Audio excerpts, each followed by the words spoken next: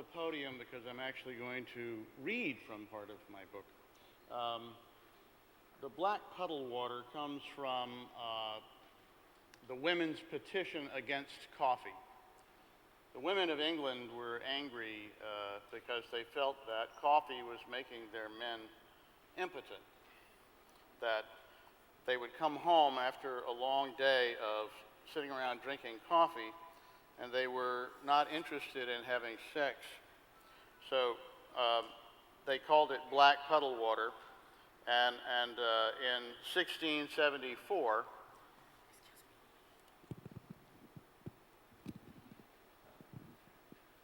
are these working? Yes. Is this working also? Am I being 8 million mic'd? Okay. So, in can you hear me now? 1674, the women's petition against coffee said, "We find of late a very sensible decay of that true old English vigor. Never did men wear greater breeches or carry less in them of any metal whatsoever. This condition was all due to the excessive use of that newfangled, abominable, heathenish liquor called coffee, which has so eunuched our husbands and crippled our more kind gallants that they come from it with nothing moist but their snotty noses, nothing stiff but their joints, nothing standing but their ears." So this was a little bit after Shakespeare's time, but they were rather bawdy, the women. The men answered by saying that coffee did not make them impotent. As a matter of fact, it added spiritual essency to the sperm, and so it was good for them. So at the same time, coffee has been very controversial throughout its history, from the very beginnings. By the way, how do I get my little cure thing to move forward? Do I hit it like this? The green thing makes it go? Ha! Okay. It works. So this is what the book looks like in English. This is what it looks like in Korean. And I'm told that they're going to have some books for sale out here after I finish speaking. So if you wish to buy one and have me sign it, you certainly can. Coffee was probably known back to about 1000 AD. An Arab physician named Rhazes mentioned it, or what we think was coffee, as a medicinal ingredient. But it really wasn't discovered as the drink we know until probably sometime in the 1400s. It grows wild on the mountainsides of Ethiopia, as you've learned earlier today. And the tribes there probably ground up the raw beans and mixed them with animal fat for sort of a quick pick-me-up. They also discovered that they could brew the leaves, which also contain caffeine. To make a tea, they would make a drink, which they still do, called kisher from the pulp. But nobody had apparently learned to roast the beans, grind them, and put them with hot water to make an infusion. The widespread legend is that the way it was discovered was that there was a... Can I walk away from this and still be heard? Does this work? Good. The legend is that there was a goat herd named Kaldi, and he saw his goats acting really weird and sort of dancing on their hind legs, and that he noticed that they were eating these berries, these red, ripe berries, from a rather small tree, shrub, whatever you want to call it. So he tried them himself, and he started feeling great and dancing around and spouting poetry, and that's how they discovered coffee. I kind of doubt that's true, but it's a great story, which I used in my book. At any rate, it was adopted by Sufi monks to keep them up at night. Someone at some point, probably while they were boiling water, accidentally put some of the beans in the coals, and they smelled something good. This is my theory, and then They put it in the water and they drank the coffee and they thought, oh, this is pretty good stuff. By 1511, there were coffee houses all over the Arab world, including Mecca. And in that year, there'll be a quote that I want to read from you about how wonderful coffee was from the Arab world. But the governor of Mecca was upset because in the coffee houses, people were writing nasty poetry about him, seditious verse. And they were also doing things like gambling and having a good time with women upstairs. So he decided to close the coffee houses, which he did for a very brief period of time. And there's a whole long tradition of coffee houses being seedbeds of revolution and sedition and being closed. For instance, Charles II tried to close the coffee houses in England in the late 17th century, and he failed because basically there would have been a revolution. And the governor of Mecca was not able to keep the coffee houses closed for very long. They reopened again. Let me read you the nice quote here. O coffee, thou dost dispel all care. Thou art the object of desire to the scholar. This is the beverage of the friends of God.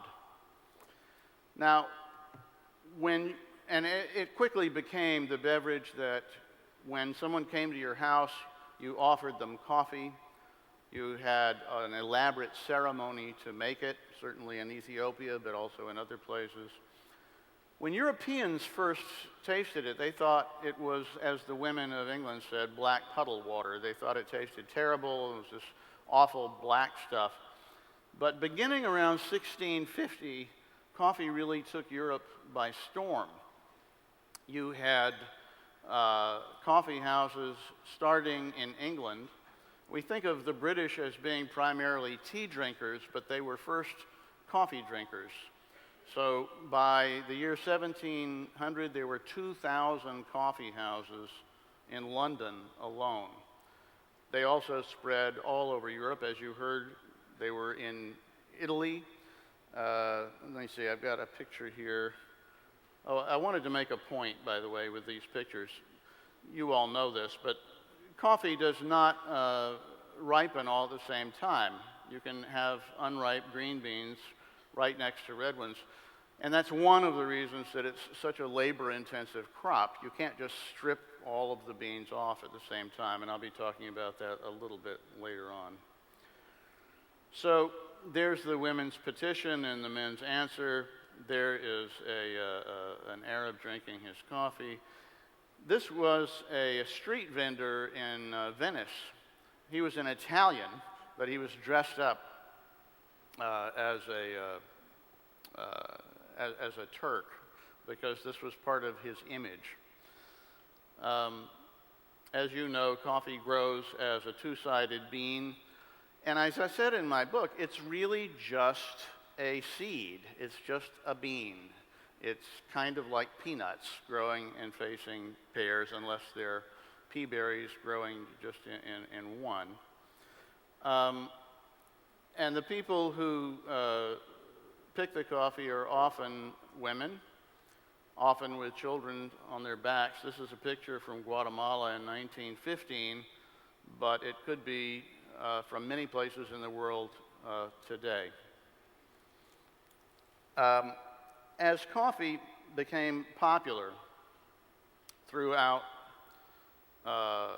Europe, it became the source of a good deal of social inequity at the same time. I forgot to mention one thing that's important. The Arabs wanted to keep a trade monopoly. They didn't want anyone else to be able to grow coffee trees anywhere.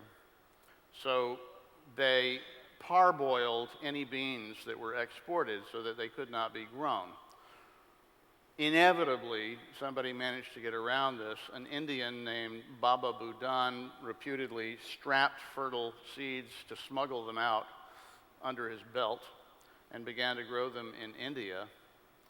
And the Dutch somehow got hold of fertile seeds, began to grow plants in their greenhouses in Amsterdam, and then they began to grow them in their colonies in the East Indies, in Ceylon and in Java.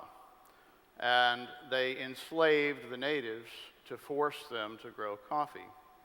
Then there was a Frenchman named Mathieu de Cleux who brought a coffee tree that he got from the Dutch in a ship in 1723 to Martinique in the Caribbean. And from that one tree, most of the coffee that's grown throughout Latin America descended. Well, that's a very romantic story about how he protected his tree from pirates and how he gave it part of his water. But the way that the French grew their coffee was with slaves. They had already brought African slaves to help grow their sugar cane. And so now they brought them to grow coffee, and they treated them abominably. So a lot of the history of coffee is not a proud history. There's a lot of human rights abuses, and fortunately, those are in the past, the more severe abuses. But there is still an inequity, as you know, built into the coffee business that we are still trying to learn from. And places like Stumptown and everyone here is trying to figure out, and as Rick Reinhardt observed earlier, we're trying to figure out how to help people who are making so little money. There's such a lot of inequity built into the system still. And there are many ways that can be addressed, but it's not simple. So the Brazilians, as you see in this picture, also enslaved Africans. In fact, Brazil kept slaves until 1888, longer than anyone else in the Western Hemisphere, because of coffee.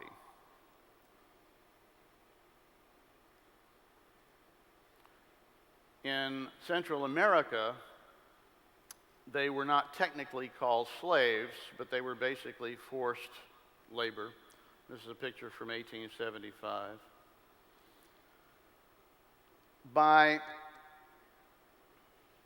let me go back a second because I want to give coffee its due. I'm not being terribly orderly about this, but you'll get the general idea. In England, they called coffee houses penny universities because they were places where for a penny you could get a cup of coffee and have fabulous conversations. And they would have one coffee house that was specialized in literature, and modern newspapers were born in coffee houses. Lloyd's of London started in Lloyd's Coffee House.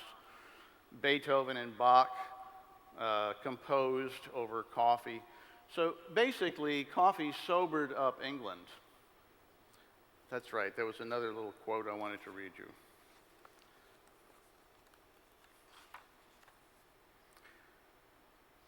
"What immoderate drinking in every place," complained a British commentator in 1624. This was before coffee. "How they flock to the tavern, how they drown their wits, seetheth their brains in ale." So Europeans pretty much were drunk all the time. They would drink beer soup for breakfast and continue from there. So coffee and tea really helped to sober up England.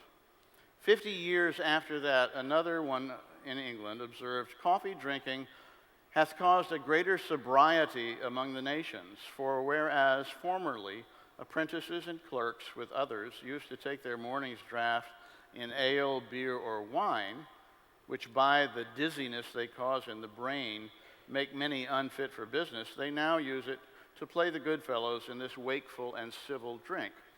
So I think you can really argue that coffee contributed largely to the modern world, to making us do more business, be more creative, do more art, and also to think more clearly and to plan revolutions. The American Revolution and the French Revolution were both planned in coffee houses. Now, by the late 19th century, you also had the modern world commencing with things like steamships and railroads and industrialization. Jabez Burns invented the first really good industrial roaster during the Civil War. So following the Civil War in the late 19th century, you began to have branded coffee, particularly in America. You had Arbuckles, which took roasted coffee and put an egg sugar glaze on the outside of it, supposedly to keep the coffee fresh, but probably to hide the lousy beans. And they would put them in paper bags and sell them. And this was really the beginning of convenient branded coffee. Now, up until then, most people had roasted coffee at home in their frying pans, or there were some little roasters you could turn by hand. They were unevenly roasted, but they were at least fresh. And as you know, coffee needs to be roasted fresh or it begins to stale rather quickly. So with the standardization and branding of coffee, and you had Maxwell House and Folgers and Chase and Sanborn and a number of others in the United States, and there were beginning to be some in Europe as well. Coffee became a big, big business. And you began to have people trying to monopolize the trade, control the price. Now, most of the coffee at that point was coming from the East Indies still. But coffee rust, coffee leaf rust, began to afflict the coffee in Ceylon and Java and pretty much wiped out the coffee industry there. And eventually they began to grow Robusta. So more and more coffee began to be grown in Brazil and throughout Central America. In 1880, the three men who were trying to control the coffee by buying it up and keeping the price high couldn't do it anymore, and the price broke. The price collapsed. And this was really the beginning of what has now become known as the boom-bust cycle of coffee. And you've seen some graphs earlier today illustrating that. What generally happens, this is a big overgeneralization, is because coffee is grown in so many countries, between 40 and 50 countries, it's very difficult to keep any kind of control over the amount that's grown. So when the price goes up, when the C market is high, then everybody will grow more coffee. And because the coffee tree takes about 4 years before it begins to bear, about 4 years later, 5 years later, there's too much coffee and the price collapses. And we've seen this happen over and over again. Now, up until, from 1962 to 1989, there was an international coffee agreement quota system set up that the ICO administered. Nobody ever liked it because it was political. Everybody argued over how much quota everybody would get. The people who didn't belong to it would have coffee snuck in there, so that they called it tourist coffee. It would go through Russia or something and then be sold back onto the market. And eventually it collapsed. The United States was willing to be a party to this, even though the United States believes in free trade, because they were afraid that if the price of coffee were allowed to go so low in one of these bust cycles that people were starving to death, that they would go communist. And they were particularly concerned about communists in Africa or in Latin America. So in 1989, with the Cold War ending and the Berlin Wall fell later that year, The United States backed out of this agreement, Brazil backed out of the agreement, and it collapsed. And you had a terrible collapse of coffee prices. Then you had another terrible collapse back around 2001. And now, with so much more demand for coffee and worries about there not being enough coffee, a few years ago people were saying, well, we weren't going to have this boom-bust cycle anymore, but we are having it, and I think we will continue to have it, and it's an unfortunate thing. So this picture here is from a 1904 novel I found called The Corner in Coffee. I don't know if you can read it, but it's when the price is collapsing. The crowd of brokers heaved and surged and swayed like a human wave. The place was like a battlefield in the tense emotions in the air, the awful passions it evoked. And these are people that you're seeing who probably had never seen coffee growing, didn't know anything about it, but were simply bidding on the price. And there's been a great deal of criticism about this system, but it's the best we have in terms of a mass commodity.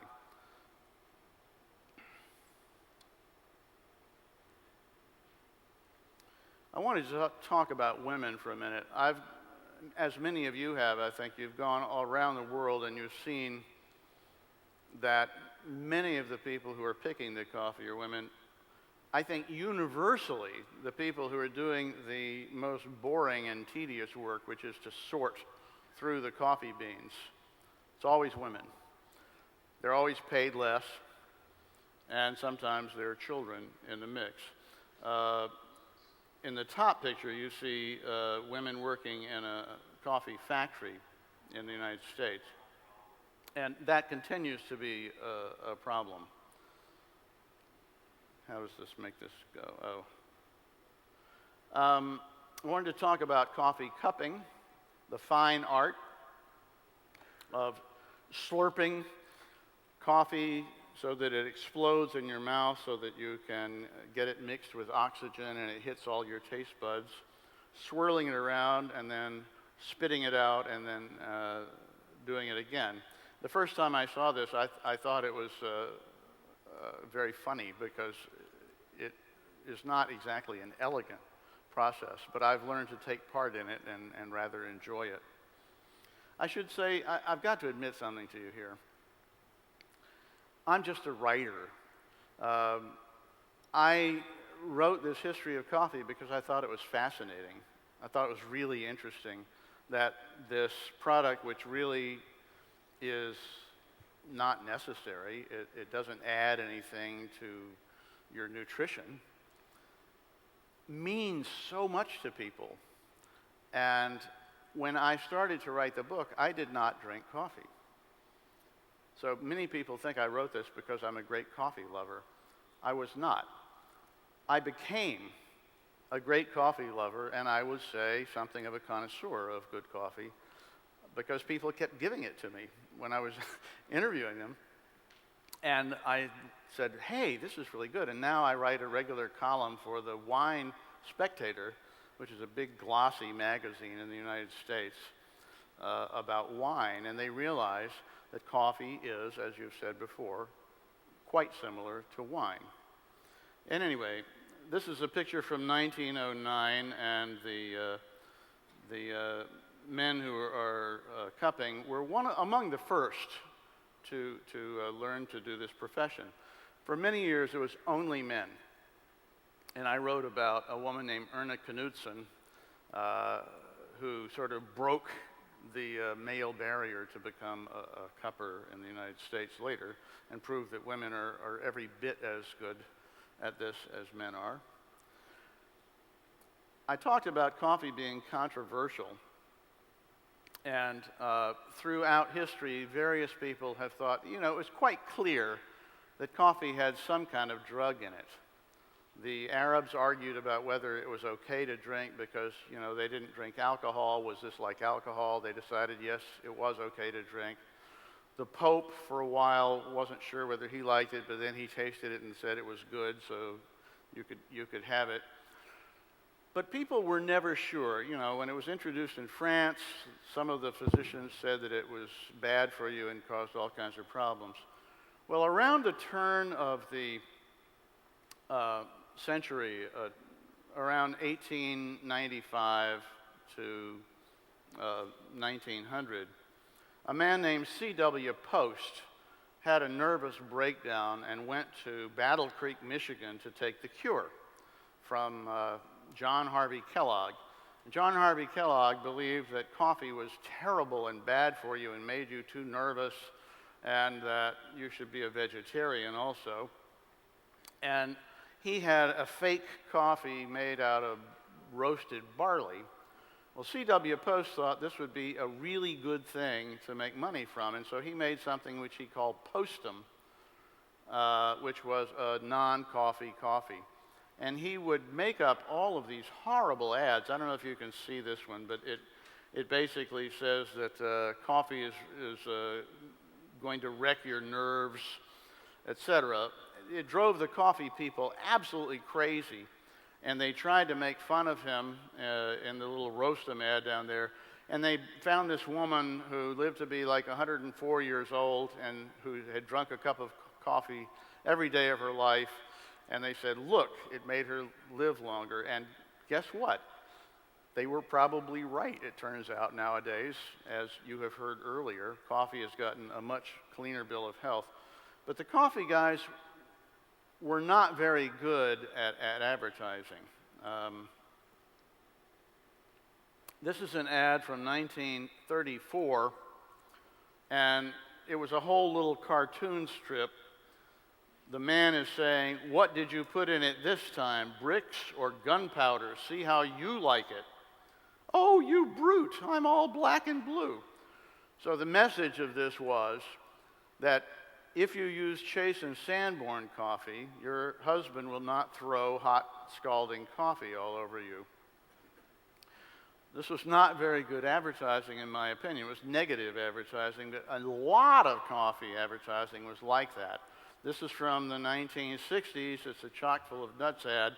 Men, don't let it come to this. Win your fight for a decent cup of coffee without losing your temper. So her husband has dumped the coffee cup on her head because he doesn't like it. So basically what happened, well, let me keep going. Coffee, however, was always very important for people during wars. During the Civil War, during World War I, and during World War II, and these are pictures from World War II. However, it was very difficult to brew it. So Nestle came up with Nescafe in 1938, and Maxwell House came up with an instant coffee also during World War II. And after World War II was really the ultimate ruination of coffee. It basically was an era where everybody, at least in the United States, and pardon me, I don't know a whole lot about Korea, so I'm just telling you what I know. I'm fascinated with what has happened here in the last 5 years only. I mean, it's just remarkable what has happened in Seoul, South Korea, in terms of coffee here. So I want to learn from you about that. But I can tell you that in the United States, following World War II, instant coffee became very popular along with instant rice and TV dinners and fake cream. Just terrible, terrible food. And the process for making instant coffee was so bad that it didn't really matter whether you used Arabica, the good stuff, or really low-grade Robusta. So they used more and more Robusta beans in their instant coffee blends. And then they thought, well, what the hell? Let's put some of the Robusta into the Maxwell House and the Folgers. And they began to cheapen the blend so badly that when I was a child, and I'm another baby boomer like Rick, the reason I did not drink coffee when I started writing this book was that I had grown up with horrible coffee. It was percolated, so it was made badly. It was made with inferior beans that had been pre-staled in order to put them in cans. And it was wretched stuff. So basically, coffee had become a very cheap commodity that was sold with price off, with coupons, and everybody had, it's not true, by the way, that people didn't realize that origins mattered. I found some wonderful ads from the 20s and 30s talking about coffee from particular places in Central America or from Colombia, but they had forgotten all of that by the 60s. So the per capita consumption in the United States, really it peaked in 1946, and it began to go down. But the coffee people didn't want to recognize this, so they judged it by the number of cups that people drank. So they pretended that the per capita consumption wasn't going down, even though it was, by measuring it by the number of cups. In 1962, even the number of cups began to go down. Now, at the same time, Coca-Cola and Pepsi were doing very well. You've heard earlier that it's a beverage, and this was another caffeinated beverage. They knew how to advertise, and I wrote another history of Coca-Cola, so I'm sort of an expert on what they did right. And they appealed to this baby boom generation. In fact, Pepsi even named it. They named it the Pepsi generation. And the coffee guys really were clueless and didn't know what they were doing. Until 1966, Alfred Peet, who was a Dutch immigrant who was disgusted by American coffee habits, he opened Peet's Coffee House in Berkeley, California. And he developed sort of a cult following. And among those people who came to drink at Peet's were these three guys here on the bottom who started Starbucks. That's Jerry Baldwin, Gordon Bowker, and Zev Siegel. Now, they were just one of many, many small roasters that were beginning in the 70s and 80s to rediscover specialty coffee, as we now call it, and to begin the specialty coffee movement. But there were many other small roasters. Among them was Green Mountain Coffee Roasters near where I live in Vermont. But there were a lot of others. And I think that what Starbucks has done is incredible, but I don't think they should get the sole credit for this. What happened was Jerry Baldwin went and bought his beans from Peet's, and then eventually he went and bought Peet's, and he sold Starbucks to Howard Schultz, who had come to Italy and been blown away by the whole espresso experience and was smart enough to realize that, yeah, I'll get to this in a second. Howard Schultz was smart enough to realize that not only could you bring much higher quality coffee to people and they would pay more money for it, but that we were missing, at least in the United States, we did not have what a sociologist named the third place, a place that was not your home and it was not your work, where you could meet.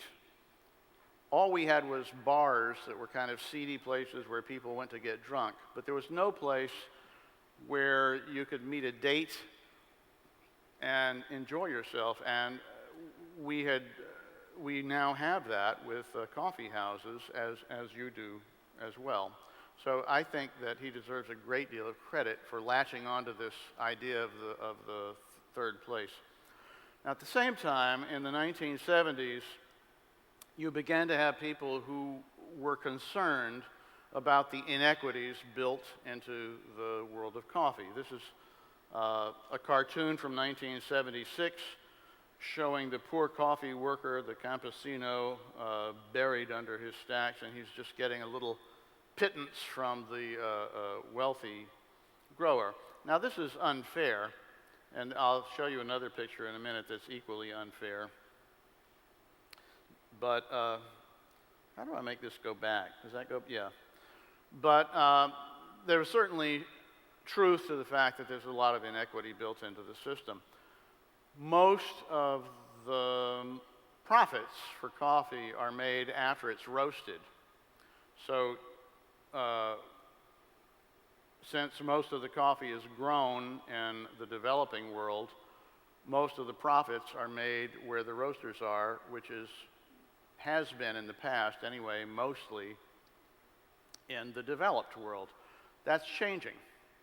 And I think that's an interesting thing that nobody's talked about yet, but I'll talk about it in a minute. This is from 1977. In 1975, there was something called the Black Frost in Brazil, a historically terrible frost, and it made coffee prices go up for several years. People in the United States were offended that they could no longer get cheap coffee. In fact, there were several times in our history, which I am not proud of, that the price of coffee went up fairly quickly and people had a fit. Now, if coffee were grown in the United States, they would not have had a fit, but they felt that they had a right to cheap coffee because it was grown on the back of poor people. So this happened in 1950. I'm sorry, it happened in 1911, happened in 1950, 1954, 1977. We had congressional hearings claiming that there was a plot against us, that the communists were causing the price of coffee to go up, when frankly, it was finally going up to a level where maybe somebody could make a living. And I wanted to read you one of my favorite quotes that I found for this book, and I always read this, so if you've heard it before, bear with me. This is from 1950. It was a man named Andres Uribe, who is from Colombia, and he was testifying before one of these congressional hearings that was trying to find the evil Latin Americans were manipulating the price, and he was trying to tell them something that is still true to this day. Gentlemen, when you are dealing with coffee, you are not dealing only with a commodity, a convenience. You are dealing with the lives of millions of people. We in Latin America have a task before us which is staggering to the imagination. Illiteracy to be eliminated, disease to be wiped out, good health to be restored, a sound program of nutrition to be worked out for millions of people. The key to all of this is an equitable price for coffee. And that is still true. Now, there are many ways that you can get an equitable price for coffee, and I'm in favor of every single one of them. That includes fair trade coffee, but it includes a lot of other things too. And fair trade is almost like an inadequate minimum wage. It's not enough. So having great coffee like Stumptown, which hopefully, you know, a lot of that money is going back to paying more to the coffee growers. That's a large part of the answer too, and I'll be talking about one other thing. This was a sort of fair trade thing. Oh, I wanted to talk about health fears again. In the late 1970s, early 1980s, there was a great deal of concern over the effect of coffee. There were epidemiological studies that seemed to indicate that coffee could cause pancreatic cancer, that it could cause breast lumps in women, that it could cause birth defects. There was widespread fear of the effects of caffeine and coffee. None of these studies have stood the test of time. They were all untrue. But at the time, there was a great deal of fear. So this was a Far Side cartoon from 1980. That settles it, Carl. From now on, you're getting only decaffeinated coffee. Decaffeinated coffee, some people were predicting that it would become the majority of coffee sold in the U.S. I think it went up to like 25% at one point during this time. It has dwindled in popularity. So now, this cartoon from 1991, 11 years after that one, is more representative of the way we think now. Coffee is my drug of choice. And I will say, coffee contains caffeine. Caffeine is an addictive drug. It's the most widely taken legal psychoactive drug in the world. It doesn't come just from coffee, it comes from tea and other places. But the good news is it's not a terrible thing to be addicted to. I'm addicted to it. Probably everyone in this room is addicted to it. And I'm perfectly happy with my addiction. So, and it has many other good qualities. But I will say that if you don't get your coffee and you're addicted to it, you can have terrible headaches, and it can cause you to even vomit and have pretty bad withdrawal symptoms for maybe up to 3 or 4 days, but then you'll get over it. Coffee is a plant which, it's an invasive species, let's face it. It grew in the first place in Ethiopia. It now grows, and has grown for a couple of centuries now, in a girdle around the equator between the tropics of Cancer and Capricorn. And as global warming happens, it may spread north and south of that band. But it's a beautiful tree. And the people who grow it, unless they have been enslaved, which doesn't happen anymore, generally are very proud people who love their coffee and love their coffee plants. This is a man in Guatemala, but he could be from any other place in the world, and you can see the pride in his face. One of the good things that's happened in the last 10 or 15 years has been that more and more farmers are now connected by the internet and cell phones and are aware of what's going on in the coffee world. More and more of them are learning to cup their own coffee and learning to appreciate what they're doing and learning what they're doing.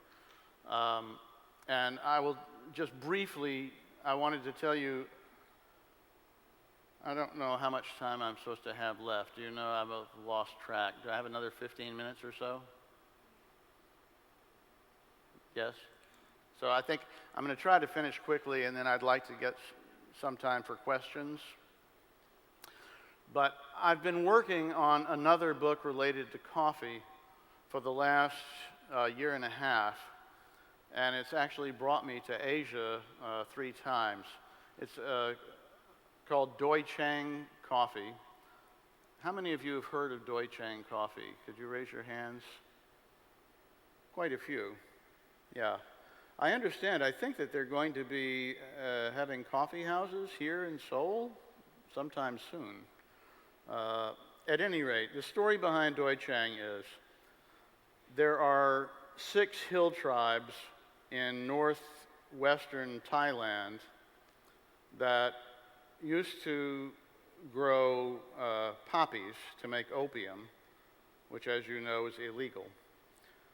They never made very much money from it. They were kind of locked in a cycle of horrible poverty, and they were pretty much looked down on and were not allowed to have citizenship in Thailand. The king came along and said, well, you should stop growing poppies, but we're going to give you replacement crops. And so well-meaning NGOs came in, and in the 1990s and 80s and 90s, they had them start to grow things like tomatoes. And they had them put a lot of pesticide on these tomatoes. And for a while, they actually made some money, but then everybody started growing tomatoes. The price collapsed. They weren't protecting themselves from the pesticide. Many of them got sick, and some died from the pesticides. Eventually, they began to grow coffee, but they didn't know how to market it. Nobody paid them for it. It was lousy coffee. And they cut their trees down mostly. But this is actually a picture of the coffee tree in blossom in Doi Chang. It means Elephant Mountain. It's up on a remote mountainside southwest of Chiang Rai in Thailand. Now, when I heard of this, I had never heard of any decent coffee coming from Thailand, but since I'm always looking for new articles to write for the Wine Spectator, I tried it, and it was very good. So I ended up writing a book about it, which will be out next year, and which I hope will perhaps be translated into Korean as well. And I wanted to tell you very quickly about it. That's what their logo looks like. This guy's named Adel Seydu. He is an Aka. It's the Aka tribe that is growing this. They have no written language. It's purely an oral tradition. But he's a very smart guy. And he was the young village chief who went down and he found his father's friend, who is named Wicha Pramyang, who's not an Aka. He was a Thai Muslim who was kind of a hippie who had gone running around Europe and in the hill country in the mountains. And he was a very smart businessman, and he really was the brains behind Doi Chang coffee, and it's now become known as a very high-end specialty coffee. Unfortunately, Wicha died of a heart attack earlier this year. I got to know him before that, so it's an interesting story. This man is named John Darch.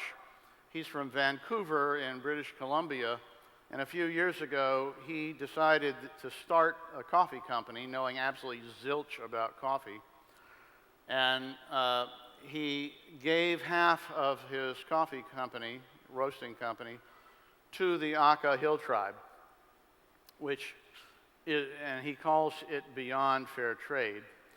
And it's one model for a possible way to have things be more equitable in the coffee business. I'm hopeful that there will be more and more coffee roasters at origin, as there are now in Brazil. Café Brit has been doing this for many years in Costa Rica and does it also now in Peru and in Colombia. There are a variety of NGOs that are trying to help people in coffee lands. There's Rick Pizer will perhaps tell you about Food for Farmers, which he has helped to co-found. There's Coffee Kids, which does microloans. But I wish that I could stand up here and tell you that I was some wonderful guru who could solve the mystery of how to make things fairer. But if you read, I hope you will read this history of coffee. I've barely skimmed the surface of it, because history tends to repeat itself, even if you do learn from it, but certainly if you don't learn from it. So I think that I will. This is a picture of an Aka woman in her traditional headdress. They don't really wear this anymore. This is what they really look like when they're picking their coffee. This is a vat in Doi Chang during harvest season. This is Kopi Luwak, or wild civet coffee. There's been a great deal of argument about this recently also, because it's such, this is coffee which is eaten by civet cats, and then they poop it, and it processes it and gives a distinctive flavor to the beans. And they sell it for a huge amount of money, which I think is kind of ridiculous. But because of that, many people in Indonesia have been putting these civet cats in cages and feeding them coffee, which I don't think is a good idea, and it's become very controversial. So I went hiking way up this mountain, and this is a picture I took showing that what they're getting is indeed wild coffee. Coffee house, that's the end of that. So I think with that, I will end my brief and rather disorganized tour of coffee history.